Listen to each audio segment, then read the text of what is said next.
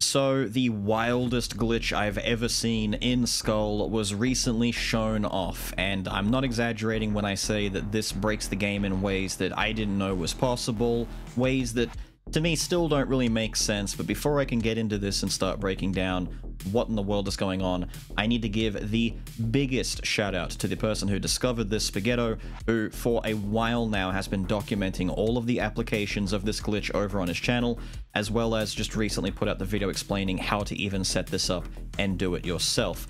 I'm going to have links in the description down below, as well as a pinned comment to the original video that went out about, 24 hours to 2 days ago, depending on when you're seeing this, showing how to do the glitch. Please, I am not asking, I am telling. This is a threat. You need to go over to that video, you need to like it, leave a comment, sub to his channel, just let him know that all of his hard work has not been in vain, because this discovery is ridiculous. Furthermore, I'm not going to be able to explain this anywhere near as well as he could, because he's got months and months of experiencing this and figuring out why and how this works. I have the last 24 hours. And so, if at any point in this video you get just grossly confused about how things are working, please head back over to that video and give it a watch. He breaks everything down in a way that makes sense, that as far as the glitch is concerned, makes sense, because it still doesn't quite, I don't know why it's doing this, but just be sure to go over there. Anyway, let's begin. So first things first, I'm going to be using mods to do this. I do not believe that this is realistically the kind of thing that you could get to work otherwise. It just seems like the kind of glitch that you're definitely going to need mods to make work. And the offending item is the Omen Shard of Darkness. I don't know why. This thing is broken. It interacts with things just in a weird way. So what we need to do is transform this item. Now, Spaghetto did mention that you could use any of the sun and moon things to make the solar or lunar versions, but in his video, he specifically just fused it with itself to make the unknown darkness. So I'm gonna do exactly that. We have unknown darkness. Now I just need to fill in a bunch of random items. There we go, just a bunch of random junk to make sure that my inventory is full. You will need a full inventory, because what we're going to be doing is swapping the unknown darkness back and forth, causing the game to make a mistake and actually remember it's going to retain information that it isn't supposed to retain. And for some reason, the transformed Omen Sun and Moon item just breaks this. The important thing to remember is that whenever you're swapping out your Omen item, that you have enough Omen left to still be at 3. I still don't quite know why it needs to be 3 Omen, but it just does. Otherwise, no worky. So I've got the other 3 Omen items here, because whenever I swap out the Unknown Darkness, it's going to go down, to 3 at least. So I have the Mage's Necklace here, and I'm going to use this as my example because visually it's an easy item to show you this working. So we know that if I were to have the Mage's Necklace, you do a skill and you get the little fireball orb in the air. If you do, 2 skills quickly, you're going to get multiple fireball orbs. That's fine. I'm going to drop the Mage's Necklace back on the ground. What I need to do is swap around the Omen item so that if you see down where my buffs are, the 50 and the 1 on the far right side of my buff list, that directly correlates to what the effect of Unknown Darkness is. That's all we need to be able to see in order to know that we've set this up correctly. If I then take the Mage's Necklace and I swap it around with this, the game is going to store the Mage's Necklace's information and say, right, you have Mage's Necklace. And if we swap this around, it took a few swaps around to make it look, good, make it work, but, Mage's Necklace is now on the ground. I do not have a Mage's Necklace, but the game has remembered that I'm supposed to. If I pick up Mage's Necklace, oh dear. Suddenly, we're throwing out a lot more fireballs than we're supposed to throw out. If I drop Mage's Necklace back on the ground, if you notice something weird going on, it's specifically spawning the fireballs from Mage's Necklace. It's not coming from me. If I throw them over here, they're spawning off screen. It is now hard tied to the Mage's Necklace. And I could just go and do whatever else, and if I leave this item here, it'll just get destroyed. I need to have this on me, but, it's as simple as just pick up the Mage's Necklace, and all of a sudden, we have broken levels of fireballs while only having 1 of them. Now, in addition to that, there are so many other things that you can do with this, it's not even funny, dude. So I'm just gonna leave, I'll leave this sword here, let me break it. Something else that you can do, and I'm hoping to get this on the first try, because it is a little bit fiddly. I'm gonna use, let's see, we'll use Champion and Reaper as an example of this. You can store and have the game remember states from characters, which is kind of ridiculous. Did I destroy? I shouldn't have destroyed that. I was meant to keep that there. Let me spawn in another, let's get another Discolor Dark Quartz maybe. That's pretty simple enough. We're going to use our little handy dandy menu here. So I need to basically have any buff that I want to duplicate, any effect, any buff, any activatable thing that I want duped that isn't just, you know, an item effect. It needs to be on the right side of those two Omen effects. And if you can see on my buffs down the bottom, I've got the little 1 and the 50, and to the right of it, we have Champion's buff that he can activate to slow down time. So if I do this correctly, if you know how this works, I activate it. Hold on a minute, I goofed. I waited too long. I was talking too long and the buff ran out. So important thing, I'd activate the buff, and then I do the swap around. You know, we've activated it. The buff is now going. And look what's happened. Look what's happened. The timer on the buff is gone. I am now stuck in what is effectively infinite slow time. And furthermore, if I swap to Reaper, Reaper has the buff.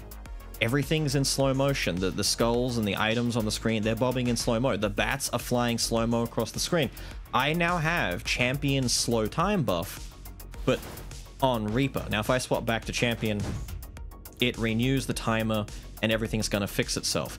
But if I were to swap out Champion and get rid of him before I swap to Reaper in the first place, as long as you don't go back to Champion, you retain that buff.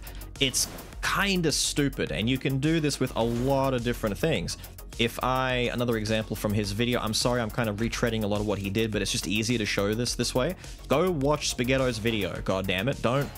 If there's anything you can take away from this, it's that you should be watching his entire video before you even look at 10 minutes of mine. Don't even, go watch it. Go watch it. Shut up. Go watch it. Do it. Right, so right now, I'm going to reset this up. If I, you know, do a bit of swapping around back and forth, we now have the 1 and the 50 down there. I'm now also stuck standing in, see, if I do this, if I move around, and now the flag buff is on the right side of those Omen effects, that's bad. I'm going to stand outside of it. Now, if I activate Orc, if we look at my physical attack, I currently have 1,060 physical attack. So let's activate Orc.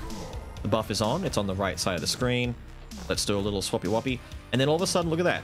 The Orc buff is gone, but my red glow is still active, and my damage is at 19-20%. Now, the real question is that going to go away? No. No. The red glow went away. The effect has run off, technically speaking, but the damage is still there. So if I do this again, activate Orc, that's not activating Orc. I've got 2,120 damage. I don't... Forget it, dude. You know, stuff is crazy. So we activate, and we then do a little swapping around, and now we have 3,840 physical attack. And once again, it's continuing to stack. Can you see how stupid this is? It won't go away. Spaghetto even mentioned that there are some use cases where you can retain the effects of items and buffs and skulls and inscriptions. You can duplicate inscriptions. You can duplicate dark abilities for your dark mode runs. You can have these things carry over into other runs after you've already done the duping. Well, I shouldn't even say duping. What it's doing is you're tricking the game's memory into remembering effects as though they're still active when they're not. Look at this. Look at this. Why is this happening this way? Why? Why? Have I somehow managed to... I was going to say, my numbers are going up when they shouldn't be going up, but whatever. I do this. I swap it around. We have the 1 and the 50 there. Activate Orc. Do quick trades back and forth, and now our numbers are at 7,680%. This is silly. You can copy the actual attack effect of items. You can copy the effect of skulls. You can copy the effect of dark abilities, inscriptions, quintessences. There we go. Took a couple of tries because I kept messing it up, but I've done the swap around now with Mage's buff. So his buff is similar to Champion's in that, you know, you activate it. With Mage, he's meant to have a timer. As you can see, his mana buff he no longer has a timer. He is just now permanently stuck in red mode. He can spam all he wants. If I do some flicking around so that we have the 1 and the 50 there, I'm gonna do, you know, I'm just gonna drop it a couple of times and just do a loop on this, do a lap. And now if I activate his form and then I do this, look at that. It's stuck. It's stuck. So I can just keep this. I can keep this. It's just stuck this way. Now, obviously you can't use his skills as part of the way that this works, but you can do this, dude. Here I have Unknown King. I'm gonna activate his buff form. We do the swap and look at that. It's stuck. We now have our good boy King Arthur now stuck in his spirit form. Whoops, don't go too far. And that, of course, means... Did you see what has happened there? It refilled his meter. It had gone down just a smidge, and then using the skills, it went back up.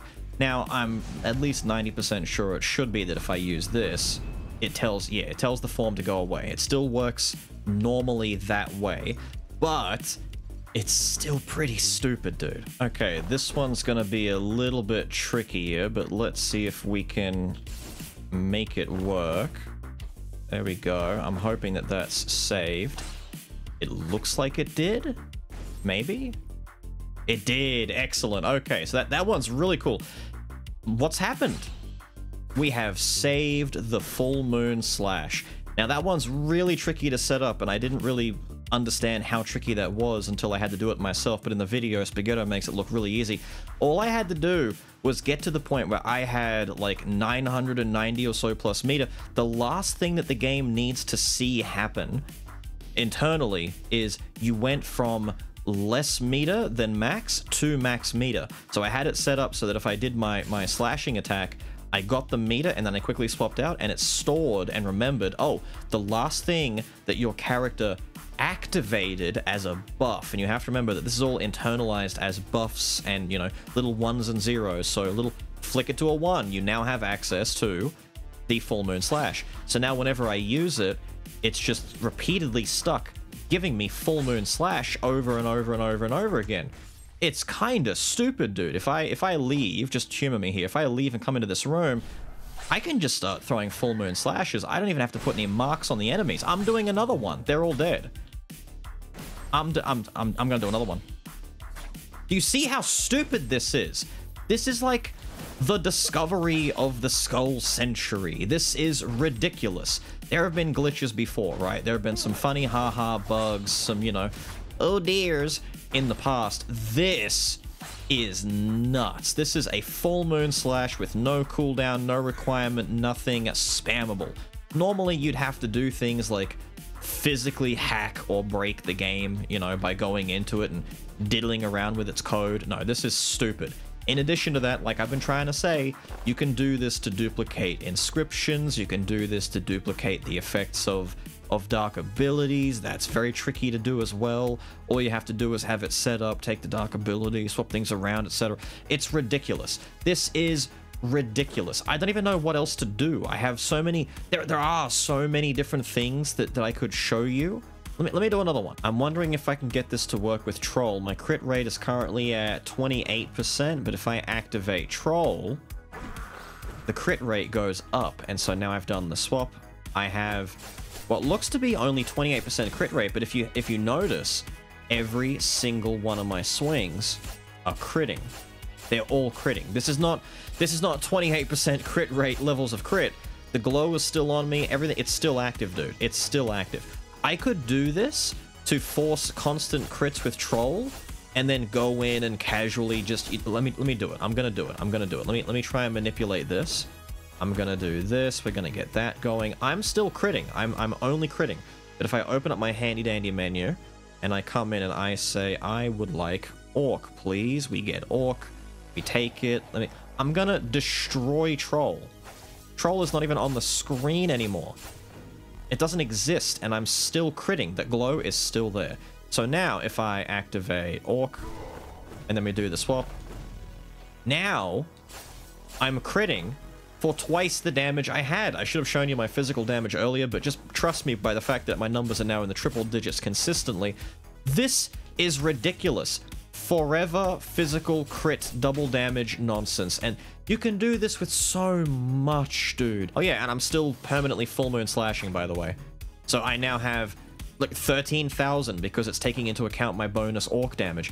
I can just pop orc again and go up to 4,000 damage, but why do that when I could set it up and just dupe it over again, and now I have 4,000 base without using orc. Well, without needing to have used orc, because now it's just my... That's my base now. This... Bro. Whoa, whoa, whoa, whoa. How did I... What? How did... What?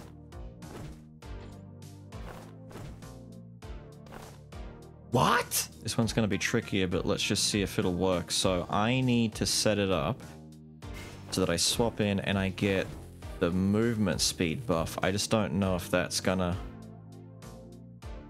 What the hell? What the hell? Yo, permanent bomber? Permanent bomber? He won't go away. It's just permanent bomber. I've paused the timer for him.